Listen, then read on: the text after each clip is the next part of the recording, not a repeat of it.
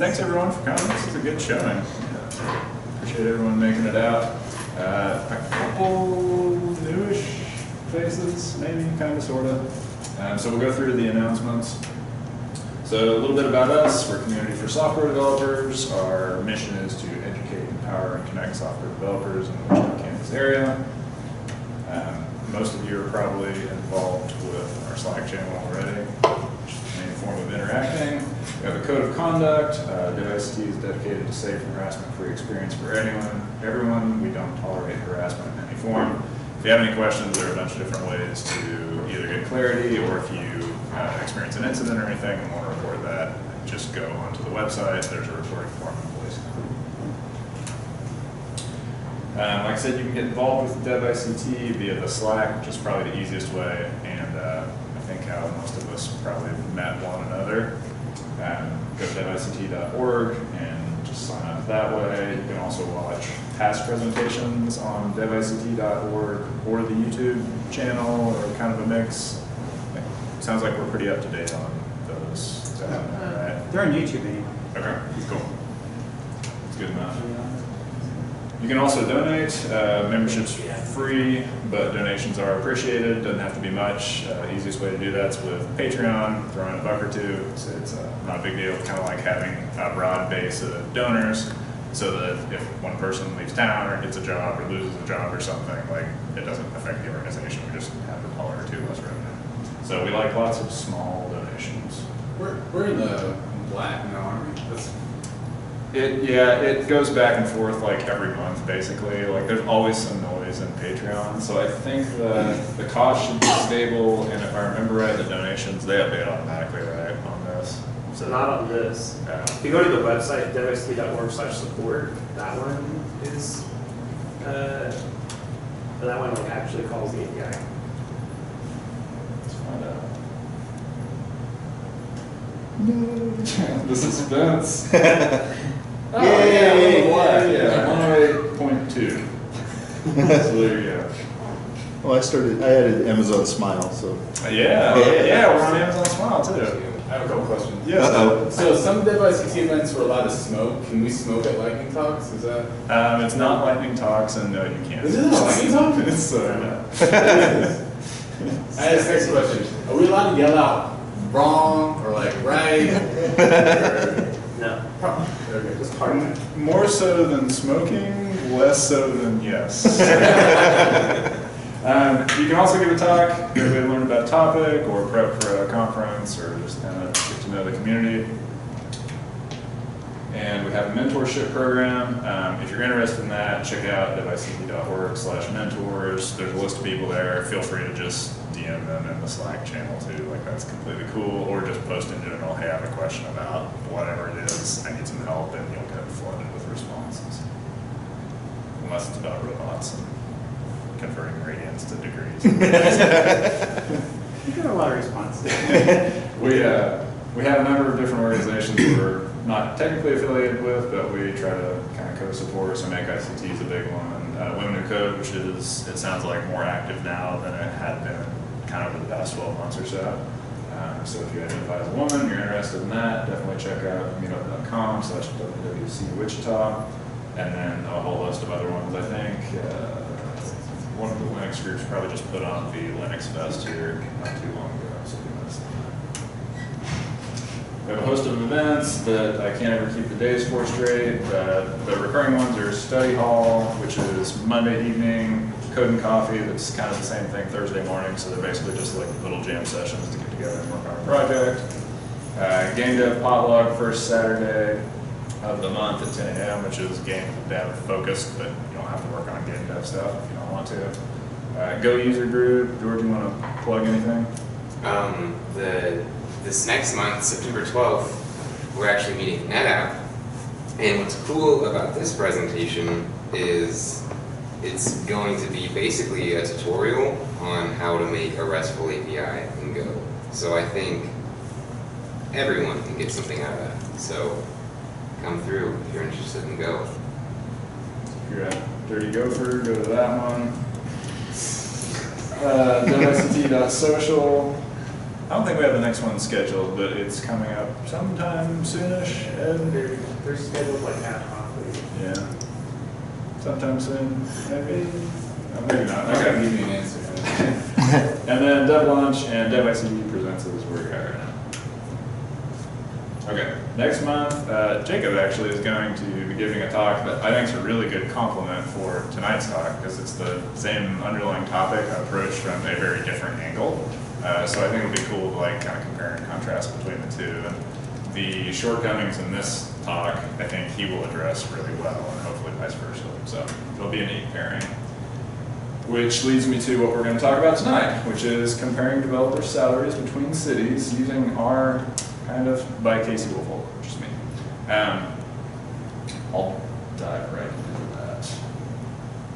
And I'm going to be going without notes because I can't display my notes in a hidden form. I don't want you all to see my deep dark secrets. I think we can. Can you not, like- If you want to take a minute to work on it, we can make it work. How do you hide? Instead of mirroring the screen, Yeah, use, that's what it. You should they need to be two separate screens, not mirrored. It's like top right.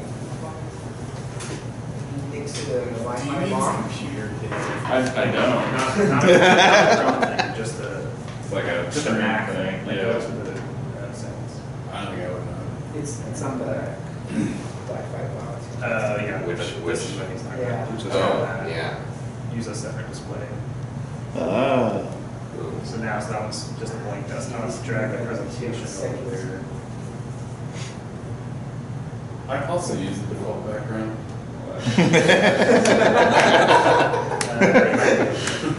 I probably will too. That wasn't a joke.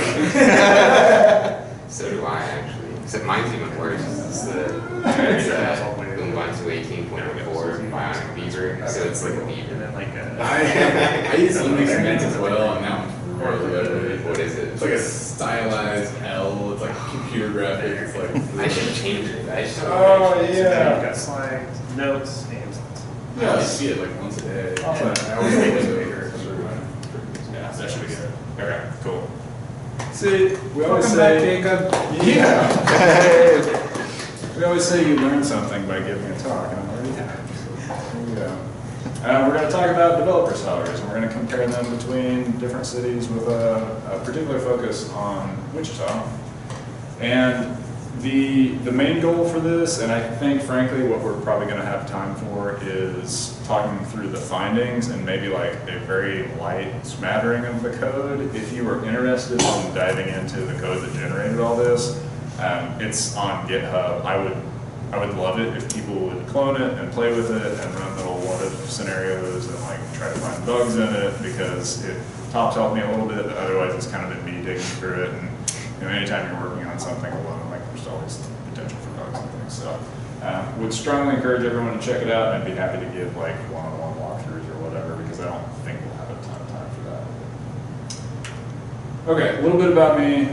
Casey Woolfolk in devICT Slack. You can see the GitHub repo address there. And then the third URL is a GitHub Pages version, which is basically like the research notebook form of this presentation. So it's less condensed than what you will see here, and like more verbose and has like parentheticals all over the place. But if you want to kind of walk through like the nuts and bolts of how everything was put together, there's more detail on that page if you want.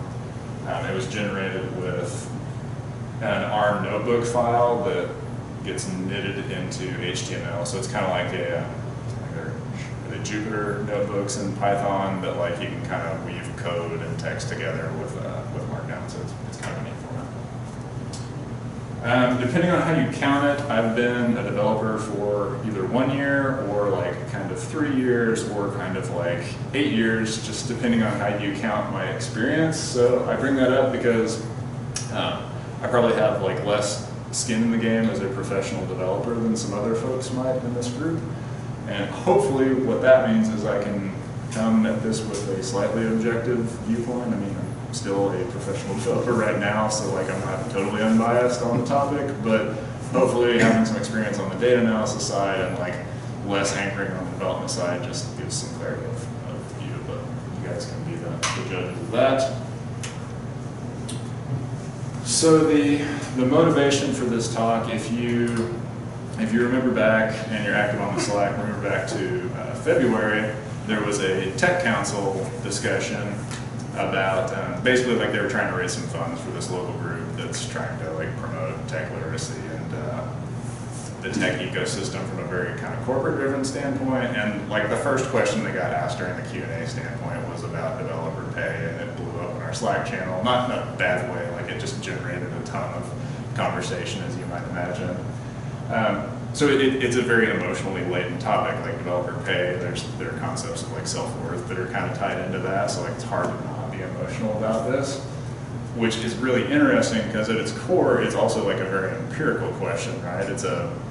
There is a quantitative answer to certain subsets of this pay discussion, and so it's this weird dichotomy of like super emotionally charged on one side, but kind of answerable on the other, and like not totally answerable. You can't cover everyone's individual experience, but in total, you can at least like make some claims about Wichita as a whole versus other communities and that sort of thing. So it's an interesting problem, and digging into this topic actually sprung from just following that Slack conversation and thinking like there's got to be a better way to go about this than us kind of all just like guessing at if this is fair or not fair or whatever that means.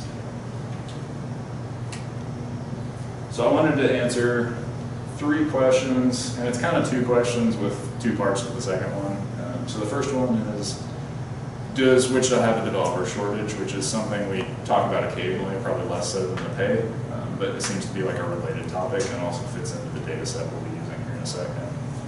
The second one is, are local developers paid similarly to regional peers? So there's no like perfect definition for this, but if you look at Oklahoma City or Des Moines or Kansas City or cities that aren't like Newark and LA, they're kind of in the same region, they're close-ish to the same size. Is that fairish? And then lastly, like remote work's a big thing, so are Wichita devs paid fairly relative to national averages or tech hubs, which I think that's probably the most relevant question, just because at this point, like we all can kind of work remotely, so like that's the relevant market that we're concerned with. But it's interesting to look at all 3 of them. In order to answer these questions, they're all like relative comparisons, so the data set that we use needs to be accurate in the sense that the comparisons between one location and another are accurate. I don't really care so much if the absolute number is accurate or not. Like if everything is biased up by $5,000 a year, like I don't really care for these purposes, as long as Kansas City isn't biased up and Wichita's biased down, right? Like I just want the comparisons between the different geographic points to be accurate. And I think this data set does that. We'll look at it in a second. So the data set we use is called the Occupational Employment Statistics Survey. And it's put out by the Bureau of Labor Statistics, and basically what they do is they work with all these different state agencies, and they send out these questionnaires to a bunch of different employers in each state, and they do it twice a year, every single year, and then they compile up all the data that they receive about how each employer categorizes their employees and what each of those employees earns from a salary standpoint. They compile all that into this massive database, and you have snapshots every year. So it's pretty cool because you can compare historically, you can compare spatially, like geographically, or you could compare across like occupational codes. So it's this really robust data set. One potential issue here is they don't have unlimited resources to do all this sampling. They're trying to cover a really broad area and do so pretty deeply, really. And so they're trying to get like the biggest bang per unit of both financial cost and like bureaucratic overhead cost. And so I think that blends the survey to oversample the Cokes and the Spirits of the world. So like the bigger corporations where they can kind of have one contact person and send one survey essentially to a big company and know that it's going to come back and it'll be filled out with 50 different employees versus sending it to 50 different mom and pop shops and hoping that they all come back with a single developer. So my bias here is that this overrepresents larger corporates and probably underrepresents like small development shops. So it's something to kind of keep in mind. it becomes particularly noticeable, in my opinion, when you start to compare it to the salary survey numbers, which I think probably has like the opposite bias almost. So the truth's going to lie somewhere in between. But again, as long as they're doing that in Kansas City and they're doing that in Oklahoma City, I don't care for these specific purposes if like we're oversampling that one subset. The other thing you might notice is, or another question you might have is, how are remote workers counted in this, right? Because it's not immediately apparent from the survey description. And I actually couldn't find good documentation on that, so I just reached out to the BLS, and one of the staff comments there sent back like a 2-sentence answer, but it was very prompt, kind of nice. And it's an establishment survey in the sense that they survey specific businesses, and the business gets counted at the business's locale. So if I'm a business in Wichita and I have remote workers that live in Wyoming or something, those workers get attributed to Wichita, which I don't care about necessarily one way or the other, but it's kind of a weird little quirk of the data that the employees get attributed back to the location of the establishment. If anything, I think that fact probably like makes the claims that we're going to make here in a second a little stronger than they would be otherwise. In reality, they're actually stronger than what you'll see here, but I can't prove that. This is just a quick example to kind of show you what the data set looks like. So this is, if you download all this in like Excel format or something, this is kind of what it looks like. So there's an area name on the side, and I know this text is small, but you can pull different metro areas, and then these are occupational titles. So like general and operations managers is a category that they use in this schema to group employees. You can get the total employment for that metro area and that occupational code, and that's just a number of employees. This is kind of neat. It's the total employees, but divided by the total workforce, basically. So it's how many of those types of employees are in that metro area per 1,000 total workers, which is a little more usable than just saying there are 96,000, because you don't have any census scale that way. And then the pieces that we're really interested in, they report hourly and annual salary figures, basically. So like general and operations managers, on average in that locale, make about $141,000 a year. And that's the particular column that we're really going to care about a lot here. They do report like a distribution of data as well, so you can actually get percentile information, which is pretty amazing. There's not a great way to aggregate that across occupational codes. Like you'd have to somehow like weighted average the percentiles, and mathematically like that doesn't work. You can't do that. So without access to the underlying data, I'm kind of forced to just use the mean, which has some shortcomings, but it's probably pretty close for what we're trying to do. Before we start the analysis, we have to define what a developer is in our sense here, which I know is kind of an emotionally laden topic as well. And I don't do this to like gatekeep or exclude anyone, but the blessing and the curse of a very objective, like quantitative analysis is that we have to be very precise with our definitions, right? So this is one area that I've run some what-if scenarios, and if anyone's interested in the data set, like this would be a prime area to just go stress test it and like take different occupational codes out, put new ones in, and see what the answers say, right? But I've picked 4 here that are very dev-centric, and they're actually part of a larger grouping that's just called software developers and programmers that the classification system uses. So it seemed a very natural grouping to be used for this study. But it's computer programmers, web developers, software developers, common applications, and software developers, common systems software. It doesn't include database administrators, information security analysts, basically any kind of analyst. So like there are a bunch of other categories you could feasibly include in this that I haven't for the purposes of this. I have for a robustness check that we can talk about, but those are the 4 that you're going to get through the rest of this presentation. I question how much time and effort the reporting companies put into making sure that everyone is 100% accurately grouped into each of these occupational categories. So I'm not doing anything on the occupational category level. I'm just combining these 4 things together and then taking like an employee weighted average for all these stats, because the poor HR person who this is the 10th thing on their to-do list for the day of reporting and aggregating all this, they probably don't really know if person A is a software developer, application versus software developer, systems software. Like, how would they know, right? So I'm trying to take that with a grain of salt and just look at the aggregated data.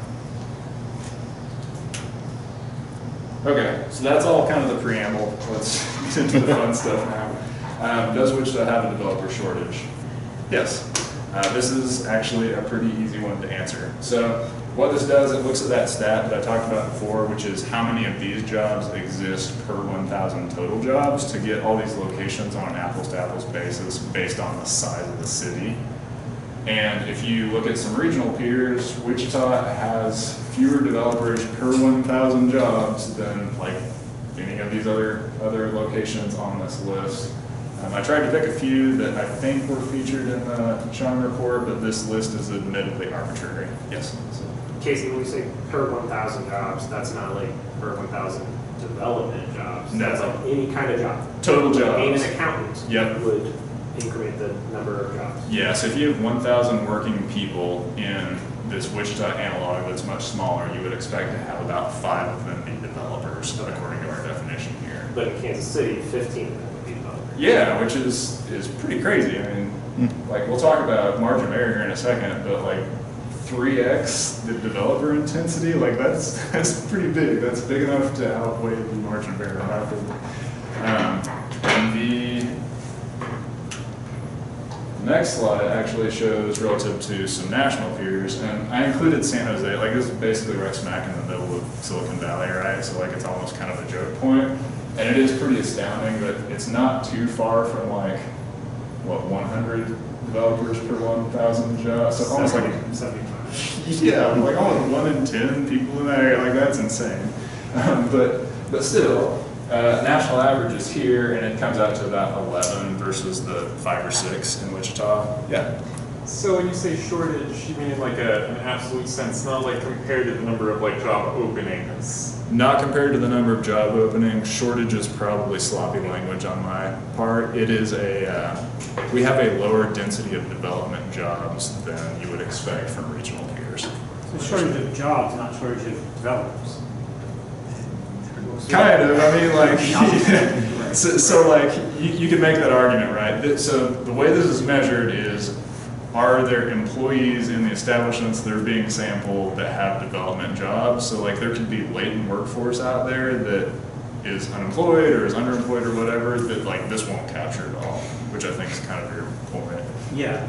More questions? Yeah. If that's all right. On this too, when it's like in the data that we're pulling from, if a company has like we have 100 developer like openings, but only 80 of them are filled right now. Yeah. Right. Would that company report 80? It should report 80. Should. It's like Schrodinger's job, right? Yeah. But it's also to say that, like, you know, there's, go to my workplace, like, we have openings, and a lot of them have been open for a very long time, and some of them might be because folks have already decided to move. Some of them might be because the experience doesn't line up. Yeah. That, I feel like, reflects.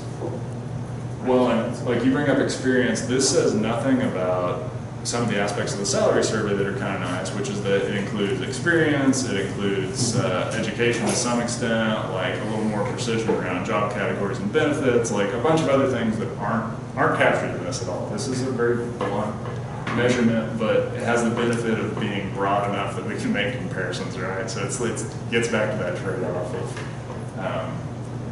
which aspect of the data do you want to emphasize more or less for the question that you're trying to ask.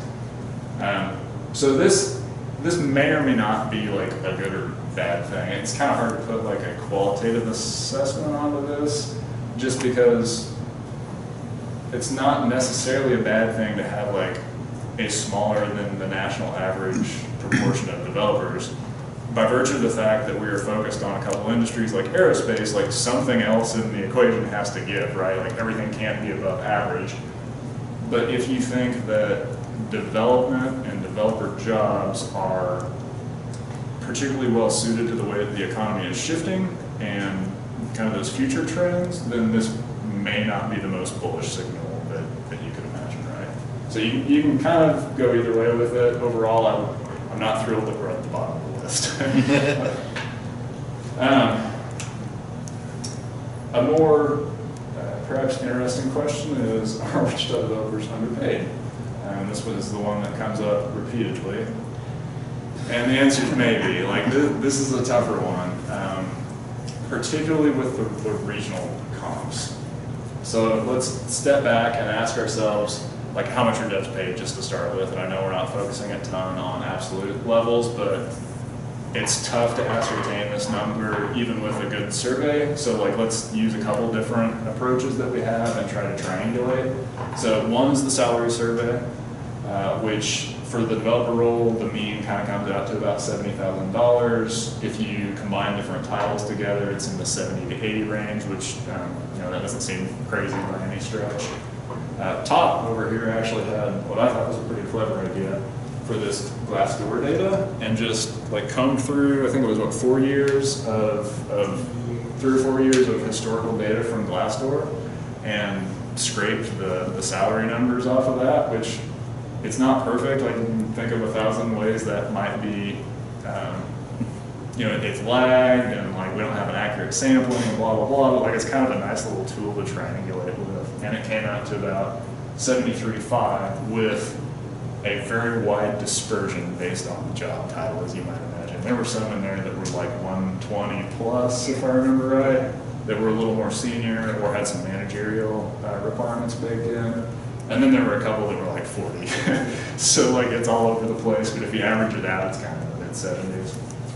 And then this data set, the OES survey, is basically in the mid-80s. And so like this is where I think you can kind of see that bias to probably overrepresentation of larger corporates, which I would assume on average probably have higher pay structures, but I don't have a way to prove that or anything. That's like Casey speaking, that's not the data speaking.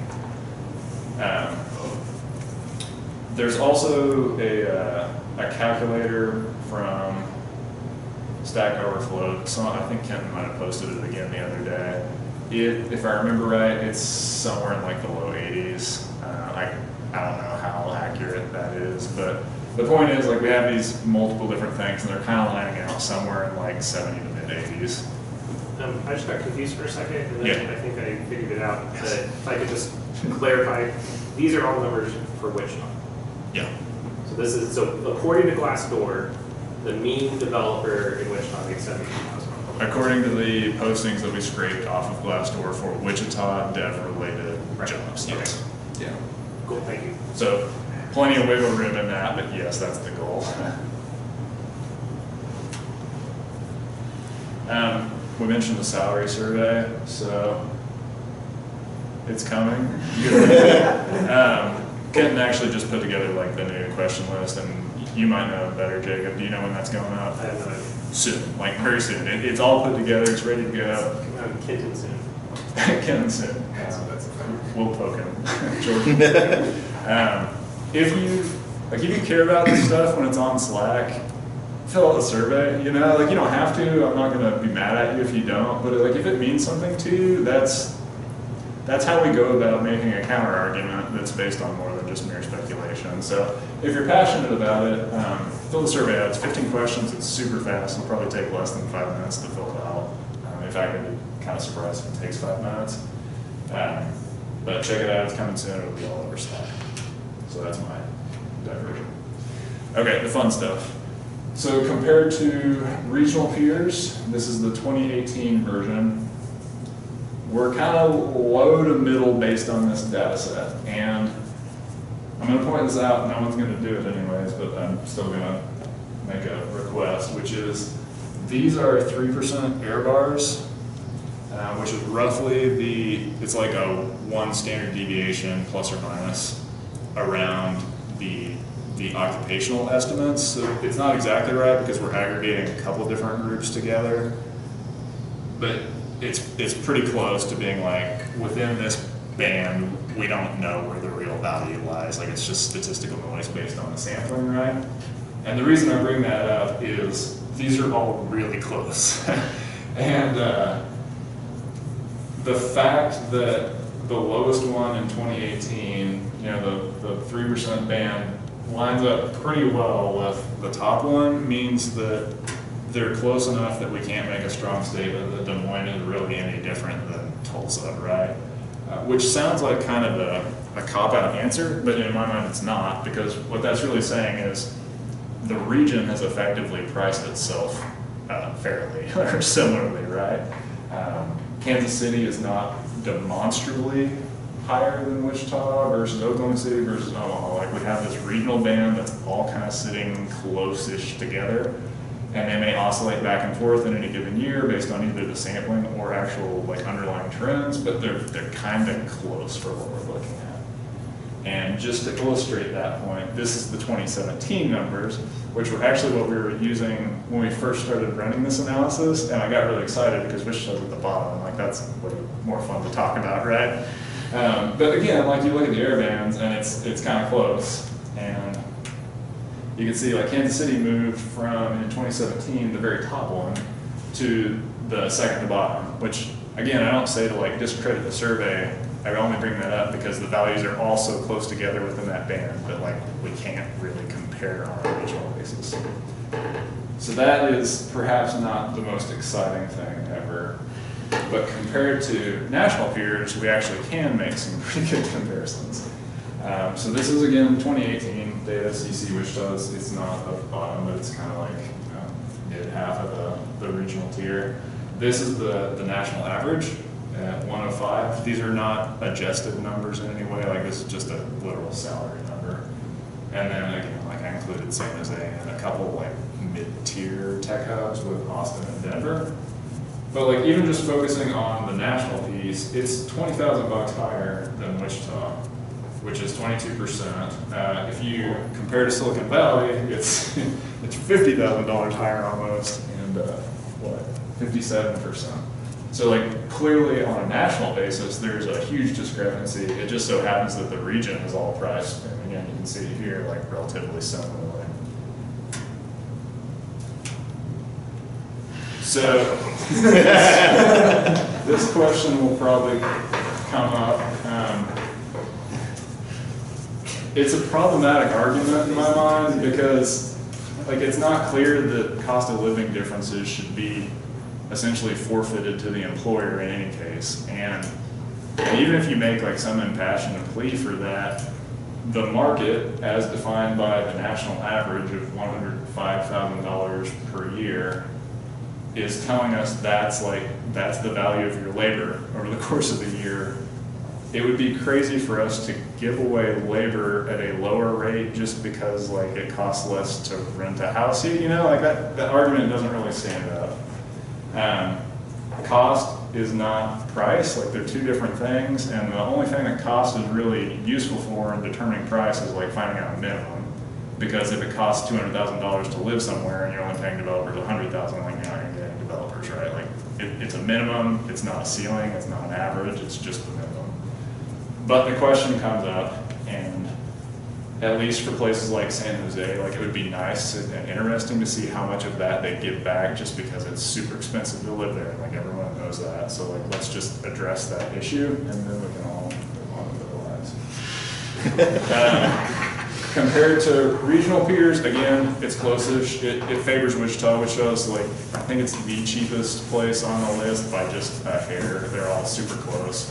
I'm using what are called regional price parity indexes, and they're basically like, if you've heard of the CPI or like the PPI, like the big national inflation indexes, the Bureau of Economic Analysis does the same thing at a regional level. There's probably a little more air around it because they're having to sample in each individual region, but it's the same concept. They just construct an inflation index for these different metro areas. And so all I did was basically take a join of the salary data with these inflation data and then deflate or inflate the salary numbers.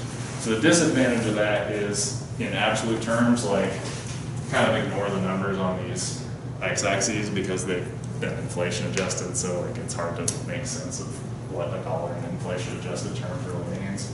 But the rank ordering will be accurate. And so again, it's somewhere kind of in the middle. this I thought was pretty interesting. So if the regional peers still kind of line up around, I just arbitrarily drew that blue line over the top. It's not anything fancy. And then it looks like the tech hubs almost kind of do the same thing, just at an elevated level, right? So Denver, Austin, and even San Jose, they're all up a little bit higher, but not like crazy far from one another. Still far enough to represent a bit of a step change versus the regional peers. So even if you buy the argument that basically like employees should take a lower salary because it costs less to live somewhere, there's still an arbitrage to be had at the employee level between these tech hubs or quasi-tech hubs and our regional peers, including Wichita. And I'm not shocked to see this, and I don't think anyone else in this room probably is either, because I know for a fact that like several of us work remotely, and we've seen a ton of people shifting that direction. And the reason that happens is like there's this arbitrage opportunity that's available to employees. If you can sell the same labor for $20,000 more, like go for it, you know? Like you can make a pretty good claim that from a quality of life standpoint and other things, like once you equal it all out, it's equal or it's either as good or even better to be remote, and you make $20,000 more. Like why not? So that explains some of the trend that I think we've seen, especially recently with everyone working at ad hoc.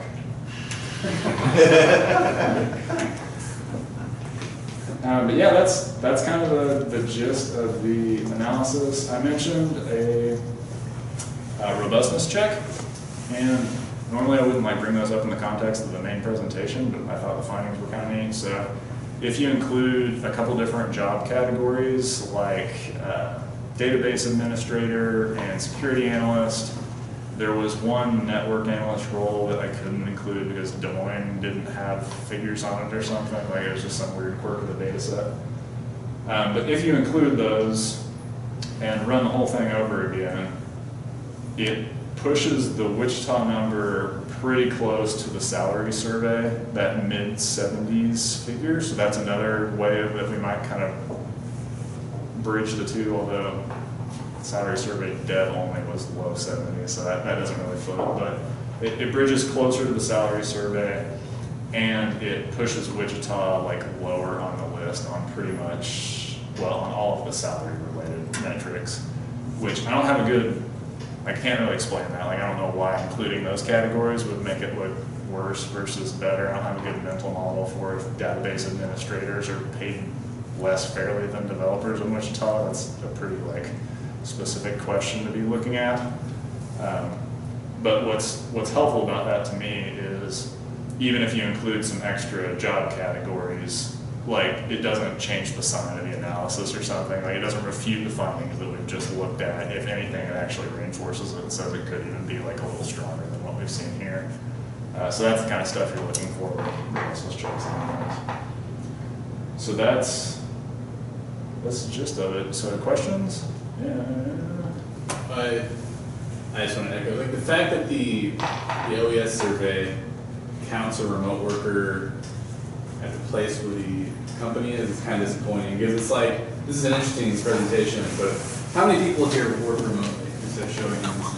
So it's like, cool, if this is describing somebody else, it's like, those poor Wichita developers. It's like, it's not us. Well, okay, here's the flip side of that though. I would make a pretty strong argument that those remote jobs that even people in Wichita have are paying higher than the local jobs. Those higher salaries are getting attributed back to the other place.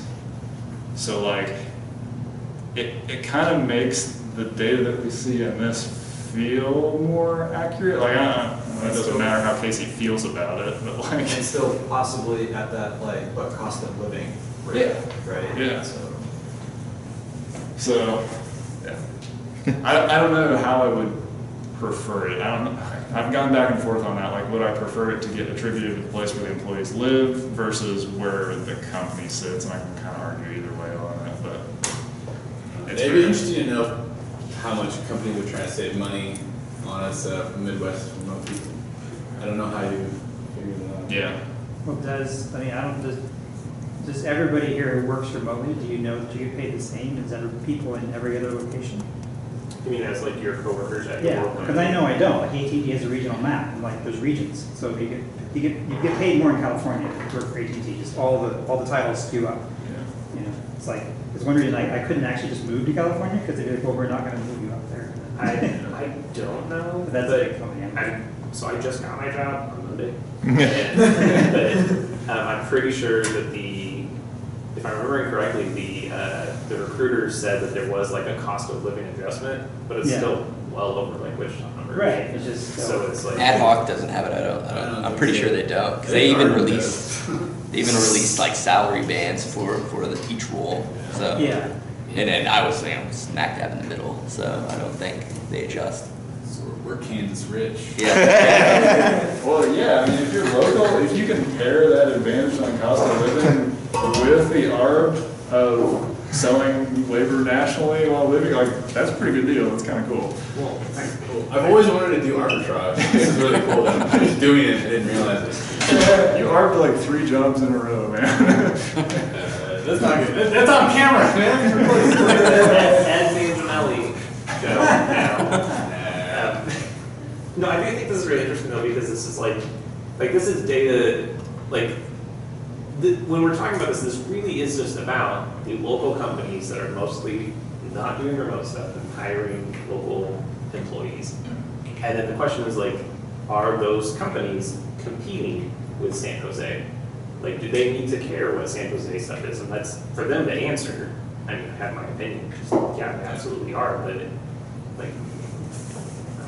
They may agree or disagree, but what I would say, like, if you don't think you are, don't complain about not being able to fill your roles either. You know, like you can't have your cake and eat it too. That's the problem. well, and like your first part about like the developer shortage, like I think there's a much more interesting question there, which we just don't have the data to back, which is like number of job openings compared to number of available developers. Yeah. And like, how do you count available developers? Like, I don't know. Right, general. But, yeah, I mean, I don't know. George, I will yield the floor. Appreciate that. So this what do you call it? Cost of living adjustment. Did that just like output a number somewhat close to 1 that basically stood for how far your dollar goes? Yeah, they index it to 100, but yeah. So Wichita's like 90 point something, and national average is 100, and I don't remember what like San Jose would be, but it's probably like 120 or something. Okay, so did Wichita's number, like I know that you said not to take the x-axis. But yeah. I'm just curious, like did that go down for Wichita then? So that would go up, I would imagine. Right, like You would making buy- 80,000 in Wichita, like will buy you this many Big Macs. Right, but making 80,000 in Denver would buy you this many Big Macs. Right, so 80 here is more like 90 there. Right.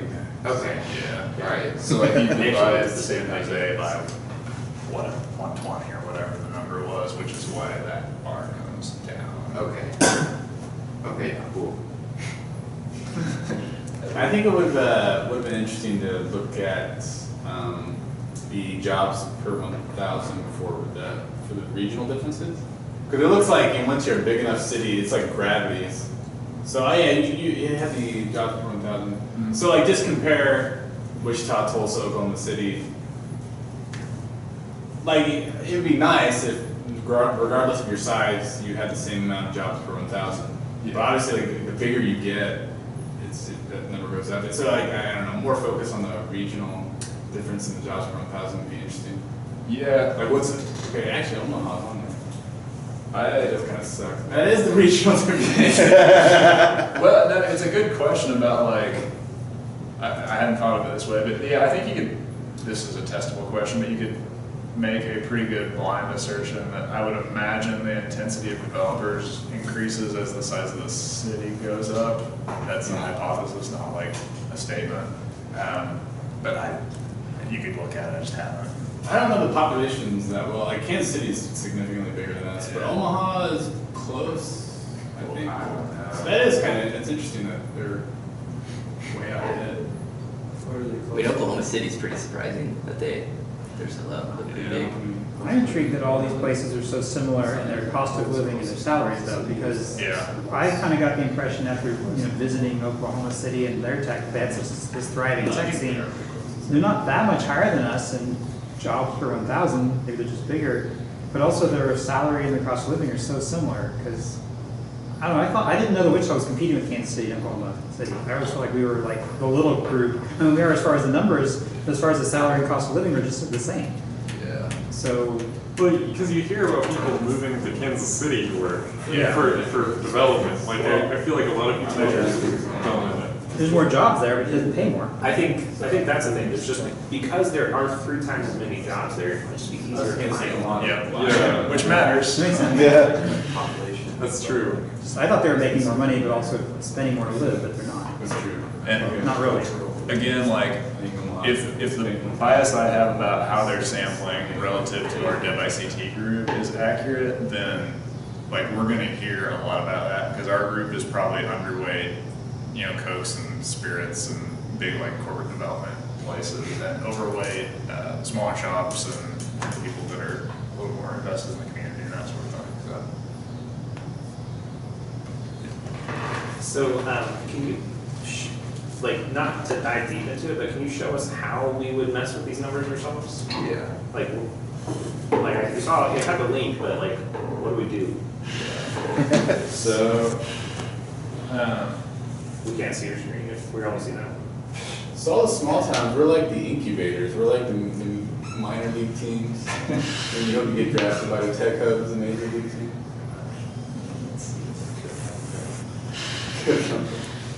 I'd be curious to know about. Yeah. I'd be curious to know about the college programs. Like, WSU is like a big source of developers here. I wonder what the other cities are like. I'm gonna hit that one real quick. So if you clone the repo, there are kind of 2 files that you probably care most about. One is index.rmarkdown.rmd, which is basically a mix of Markdown with some snippets of R code that I'll find an example of. Is this what generated your website? Yep, exactly. And it will, if you knit it with the IDE, and you can just look at the analysis file manually to do this if you don't want to screw with getting RStudio or anything. It will basically like convert this page into an HTML document running the R code where necessary. But a couple easy things to tweak would be, I only have 2 years of data loaded in, but you could go load different years if you wanted to test that. You could load different occupations and then different locations as well. So that piece would be really easy if you said, like, I don't necessarily want to spot check the code, I just want to play with the parameters of it. I want to change the job titles. Yeah. Like, try different ones. Yeah. See. That would be the way to do it. Software engineer. That's the one, yeah, because like some companies software developers, some companies software engineer. Like, is there a difference? Yeah. It depends on who you ask. Is there a difference in their pay? I think so. So there is Is software engineer even? That's what's interesting. Like software engineer isn't on the BL, the Bureau of Labor Statistics. It isn't in there, is it? It's not one of the categories. That's what I was trying to pull up here. Because it's always confusing with the title. It's not. There's also like, You can't put that. It's not in the list. there's also like site reliability engineer. Like, what are they going to do? Like, Well, for every discipline, engineer is like a legal term. Like you get in big trouble. in some countries, not the United States. Right. No, if you say you're a mechanical engineer, it's not legal to be forced to say like. You say you're a mechanical engineer. What? Yeah, computer engineer. Just the word engineer in the United States isn't. Okay, Fair enough. Computer engineer and a software engineer are 2 drastically different things. Yeah. But if you hold yourself out as like a civil engineer, Yeah. you're gonna get sued. We don't condone that. Yeah, but we build the drones and kill people. We should have licenses, maybe. All right, this is the snapshot of Wichita's OES survey page. So like these are the job descriptions that that they are categorized by. So these are the available alternatives. Okay. Is software engineer in there? I don't think there's a software engineer. Do any of them have the word engineer in them? Let's just do a page search. Well, You're gonna get the maybe actual it's gonna, yeah, I'll point it out. So this is architectural engineering, civil engineers, there you go. Civil engineer. Not very civil. It says electronics engineer except computer. You know what would be a good end to this talk? Tell us how to maximize the arbitrage. Should we move to Thailand? Basically take a page out of Solomon's playbook, except stay in Wichita. Work for Google, live here. Google doesn't hire me. Yeah. Okay, cool. Well, we are probably a little over 45. All these links are out there. I'll post in events, like a couple links just so they're in one spot. You can go play with it if you want to, but feel free to click around. But otherwise, I'll tear down. We can mingle.